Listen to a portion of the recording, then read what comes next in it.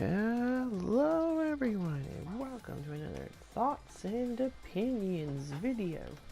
Today, and for the final time, as we do with the Thoughts and Opinions video, we are doing Pokemon yet again. And this time we are doing Generation 7. Which if you pretty much gathered up all of the placings from the previous ones, you realize that this one's in second place.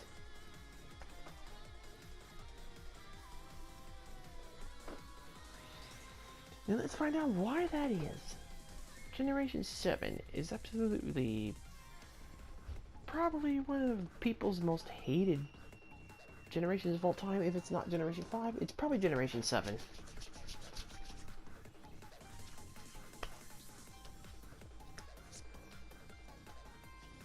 And probably this time I don't really blame them because of what happened. But either way, Generation 7, they kind of float the boat a little bit, but I mean, they're perfectly fine games. Generation 7 housed pretty much around the 3DS yet again, as the same as Generation 6, and basically housed the games Pokemon, well, they weren't just on the, I forgot to mention, it was 3DS and Nintendo Switch, and they housed the games Pokemon Sun, Moon, Ultra Sun, Ultra Moon, Let's Go Pikachu, and Let's Go Eevee. Yes, that's not Generation 8. It's still technically Generation 7. So there were 6 games this time, of opposing with the maximum, which was 5. Which were Generations 3 and 4. Generation 7 brought new elements to the table, like pretty much ditching gym leaders for the first time in the first 4 games, and doing trials. Generation 7 had a lot going. Generation 7 had to do a lot in order to restore my faith in Pokemon after what happened in Generation 6 being one of the most insultingly easiest games of all time. To the point where I didn't even want to, I almost gave up and wanted to not play Pokemon ever again. That's how bad it was. 6 almost ruined it for me. Seriously. Who does that? Why did Game Freak do that? Anyway, this is not a bashing 6 video, because I already did that. Generation 7 time. The story in Generation 7, particularly Sun and Moon, top tier. Like Generation 5 story, I consider this one to be the second best. And the story evolved around you moving to the fancy region of Alola, which is based on Hawaii this time. You get it? Aloha, Alola, just one change of letter. Right, so you move there and you basically were greeted by Professor Kukui, who is like always calling you cousin, to the point where I actually thought they were cousins at one point. But I digress. You were joined by his mysterious assistant, Lily. And you go throughout the game, traveling each 4 islands and realizing the destiny of what was going to happen. Basically, you and Lily had a job to do, and that was to pretty much take Nebby, which was the legendary Cosmog, all around to the ruins so he can finally realize his destiny to pretty much evolve into the legendary mascot, basically. Spoilers, by the way. But experience still, even if you still heard this on here, I can't do it justice. You have to play it yourself.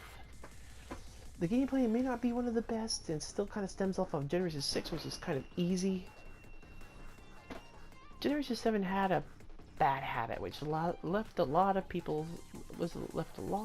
bad taste in people's mouth. And that was in this generation. Generation 6 was too easy. Generation 7, it was too hand-holdy there. I mean, it got some difficulty here and there. Especially with Ultra Sun and Ultra Moon, some of the trials were just, fucking hard. The only trial I officially lost at for sure was Mallow's trial in the Sun and Moon. And in Generation 6, I never lost lost a battle. And that's why I hated that. That's why I hated Generation 6 for what it did. But Generation 7 brought back that oh so familiar feeling of, oh shit, I just lost. And going through a hard, difficult time, but only to come out rewarding. In which case, Sophocles' trial in Ultra Sun and Ultra Moon, which was one of the hardest things I had to do, but I still didn't lose, but still. Really hard going, especially for the traded Growlithe I got from a friend.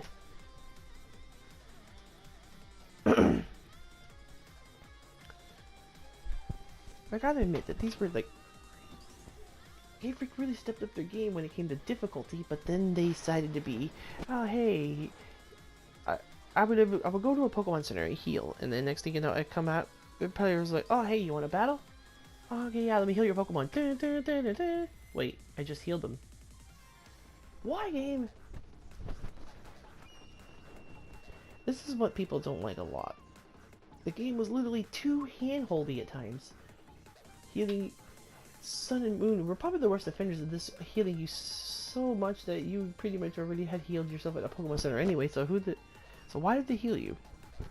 Ultra Sun and Ultra Moon used this sparingly, but with the way Ultra Sun and Ultra Moon was treated, it was just a basically, I mean, the story was kind of different, but in the end, Ultra Sun and Moon were just what Sun and Moon should have been. With the story of Sun and Moon, and you pretty much doing the story, and then the Crossbow coming in after the fact. Basically, that's pretty much about it for gameplay, story, characters. Oh my god, I wasn't a fan of Hal because he was kind of too weird. I mean, he did get a little redemption in Ultra Sun and Ultra Moon, but I didn't like him too much. Gladiator, cool guy, didn't mind him. Oh, throw him. Lusamine, well, let's just say she went from big sister to MILF in an instant. Oh. The main character I want to talk about the most, and which became my #1 absolute favorite character in any game, was Lily. Lily! All because of what Sun and Moon did. It literally got me so invested in the character Lily that I pretty much praise her for having one of the most best character development of all time. She's one of them best, but she doesn't have the best. Because N, I think, deserves that honor more, but still, for her generation, and basically everything else, she literally had that going for her.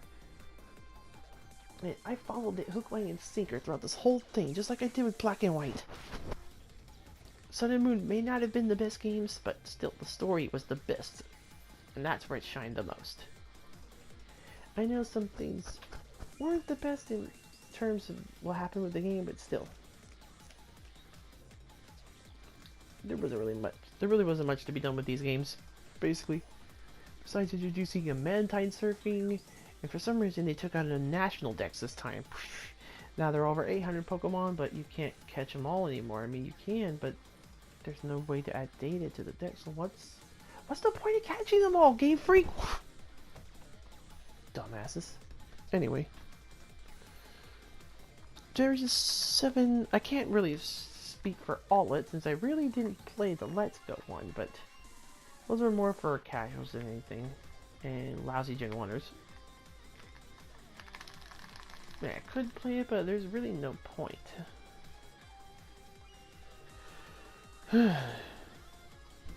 Besides, like I said, besides the story being one of the second best in the entire series,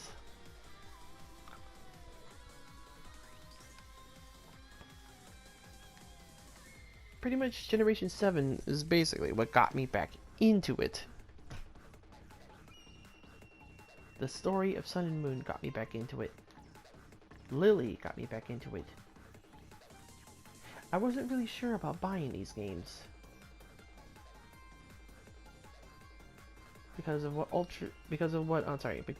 but But because of what X and Y and Omega Ruby and Alpha Sapphire did to thrash the reputation of Pokemon,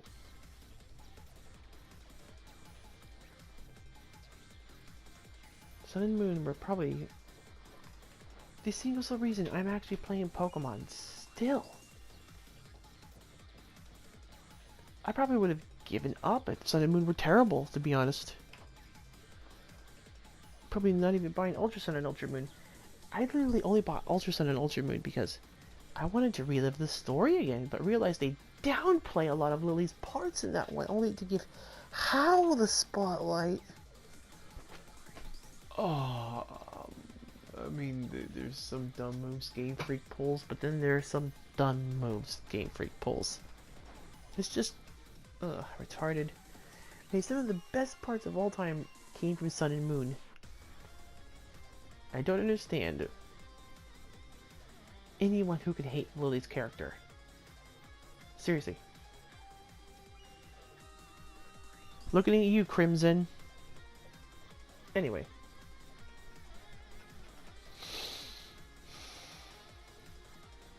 Yeah, pretty much this is how I feel about Generation 7 and all of its worth. It's literally the games that got me back into Pokemon because of Generation 6 almost completely blatantly ruined it for me.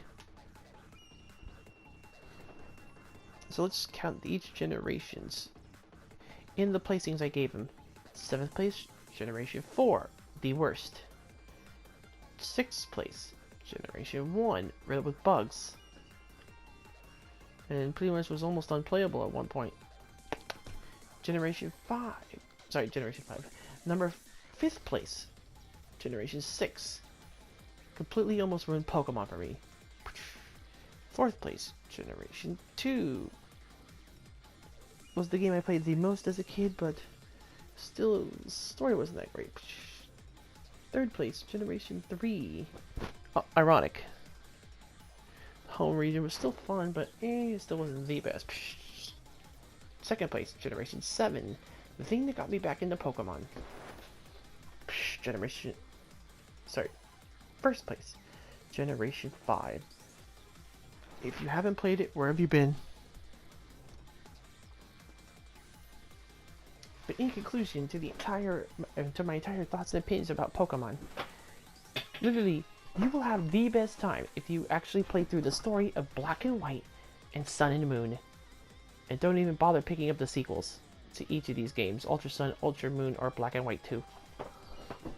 Because their stories don't do justice as much as the originals did. And if you don't want a really bad time, stay away from Generations 4, 1, and 6. Because, to be honest, they will really test your patience at times. I know they did for me. But let me know in the comment section below, what did you think about Generation 7? Did you think it was too hand-holdy like everyone thought? Did you think that Game Freak revealed too much again like they did for the Generation 6 remakes for Generation 3? Should Game Freak do anything different for basically their new Pokemon games, Sword and Shield? To be honest, I'm hoping that Game Freak kind of keeps it under wraps and doesn't reveal much. I mean, that tactic kind of worked with Ultra Sun and Ultra Moon, but at the same time, Ultra Sun and Ultra Moon were just... Oh god, still, why did they need to exist? They could have just added DLC to Sun and Moon a year later. I mean, it wouldn't have been that bad if they just added expansion DLC onto Sun and Moon. Seriously. I know it would have been the first time in Pokemon history, but still, it was a lot better than 2 whole new games you had to pay a whole new price for, only to re-experience the same thing with just minor differences and a new post-game. You could take on Team Rainbow Rocket. Pretty much, that was the only fun part about Ultra Sun and Moon. The fact that you could take on every leader for every generation. Also for Team Skull's leader, because he's on your side.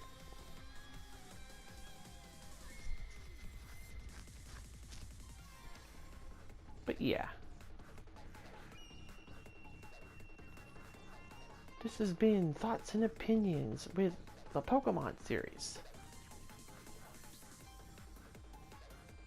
I don't know if I'm making this too short or anything, but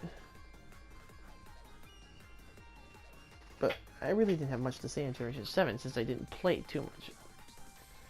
Like I said, Sun and Moon, all I have to say is basically, if you want to, basically, Generation 7 in a nutshell. Sun and Moon, the best games. A little handholdy, but if you can get used to that, you will enjoy the story. Ultra Sun and Ultra Moon didn't need to exist. They could have been DLC expansions. Let's go Pikachu, let's go Eevee. Just pandering to the filthy casuals. At this point, I'm hoping Generation 8 seems a lot better. Well, I'll discuss a little bit something more in another video up ahead. But until next time, have a good one.